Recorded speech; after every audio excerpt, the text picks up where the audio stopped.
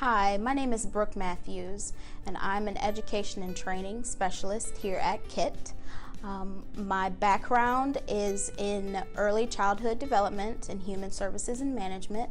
I have worked as a child and youth program assistant, and eventually I became a director. So I've kind of worn all hats in the child and youth program field. I learned about KIT as a participant. I was involved in one of the KIT trainings that an education and training specialist came out to do for my staff and I. And I saw how involved my staff were, how engaged they were, and I just thought that I want to be a part of that.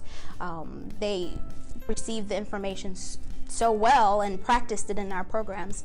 I just thought it was an awesome company to be a part of. I love working with KIT.